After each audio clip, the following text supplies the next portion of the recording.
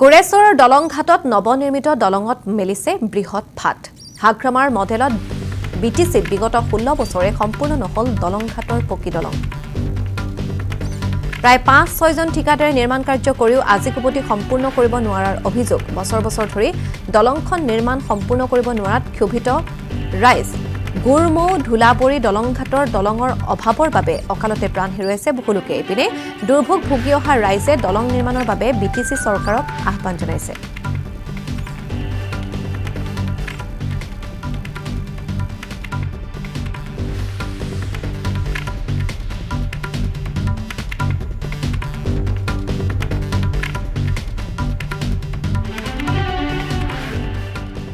হয় চাওক, মোটামুটি প্ৰায় 2010 পৰা এইটো দলং মানে আমাৰ হাগ্ৰামা প্ৰধান মহিলাৰী ডাঙৰীয়াই তেখেতে উদ্বোধনী কৰিছিল, যদিও তেখেতে সম্পূৰ্ণ কৰিব নোৱাৰিলে।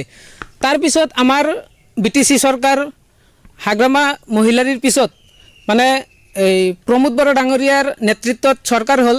তেখেতৰ নেতৃত্বটো তেখেতে পুনৰবাৰ দলংখন আকৌ শুভাৰম্ভণি কৰিলে, যদিও এতিয়ালৈকে প্ৰায় 17-18 বছৰ হৈ গ'ল, যদিও দলংখনৰ কাম কমপ্লিট কৰিব নোৱাৰিলে। যিখিনি কৰিছে আপোনালোকে হয়তো ভালকৈ চালে গম পাব, যিখিনি কাম কৰিছে গোটেইখিনি কাম একেবাৰে ফাটি গৈছে।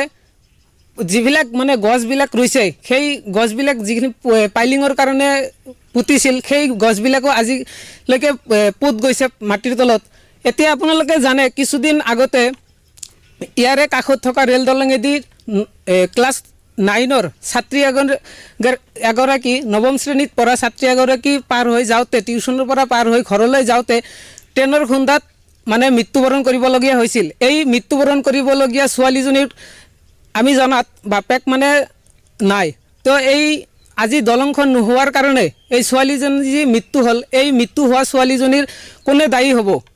আমি জানাত কমেও 20-22 বছৰৰ ওপৰ হৈছে, কম হোৱা নাই। এই এখন দলঙৰ পিছত এই বন্দা চকৰ সেইখন তাৰমানে ষ্টাৰ্ট দিয়াৰ পিছত এখন ৰৈ গ'ল, ফেল পৰি সেইখন তাৰমানে ক্লিয়াৰ হ'ল। ডেলিভাৰী দি পেলাই সেইটো দিয়ে মানুহ যাতায়াত কৰি আছে। আমাৰ এই যে মানে সেই ওচৰ চুবুৰী মানুহ আছে বা এই অঞ্চলৰ মানুহ চবেই আমি ৰেল লাইনেদি যাম। এই অলপতো স্কুলৰ ষ্টুডেণ্ট এটা মাৰা গ'ল, কাটা যাই পেলাই ছোৱালী এটা। দেউতাক নাই, দেউতাকে এৰি থৈ গুচি গৈছে। মাকে কষ্ট কৰি কাম বন কৰি পেলাই পোহে, সেনেকৈ হেৰি হ'ল। আমি এই দলঙৰ কাৰণে কিমান বছৰে আমাৰ 4-5টা আছেই মানুহ দলঙত যাই আছে, কাটা যাই আছে বা পৰি পেলাই মৰে বা হাত ভৰি ছিঙে। কিন্তু আমিতো ভবা নাই এই এখন দলং হ'ব বুলি। বহুতে কয় হ'ব, ঠিকাদাৰৰ আগত কওঁতে কৈ আছিল বোলে নাই হ'ব, এইবাৰ ফাইনেল 7 মাহত ক্লিয়াৰ হ'ব। এইগিলা কথা বিশ্বাস নহয় আমাৰ তাত। বিশ্বাস বোলা বস্তুটো এইটো হ'ব কেনেকৈ? এইটো ফাটি গ'ল, গোটাই বহিও গ'ল। সিফালেখিনি ঠিকে আছে, ইফালেখিনি বহি গেছি। এইগিলা আৰু ক'ত হ'ব দলং? এইগিলা নহয়, এইগিলা গোটাই ভেকলনা। আমাৰ বিটিচিৰ চৰমধন্য নেতা হাগ্ৰামা মহিলাৰী ছাৰে এইখন পুথিমাৰী নদীৰ নৈৰ ওপৰত যিটো ব্ৰিজ, এই ব্ৰিজ আধাৰশিলা স্থাপন কৰিছিলে। এই 2010 চনৰ পৰা আজি 2026 চনক গেলি তেখেতে আধাৰশিলা স্থাপন কৰি এনেকৈ হৈ পৰি থাকিল। আমাৰ দলঙৰ কাম সম্পূৰ্ণ নহ'ল। আজি অলপ কেইদিন আগত আপোনালোকে সবেই জ্ঞাত বা আমাৰ স্থানীয় ৰাইজে সবেই জ্ঞাত, গুৰমু গেন্দাজাৰ গাঁৱৰ এজন ক্লাছ 9ত পঢ়া স্কুলৰ ছাত্ৰী টিউশ্যনৰ পৰা ঘৰলৈ যাওঁতে তেখেতে ট্ৰেইনৰ খুন্দাত ছিন্ন বিচ্ছিন্ন হৈ তেখেতৰ প্ৰাণ সাৱটি ল'ব লগা হয়।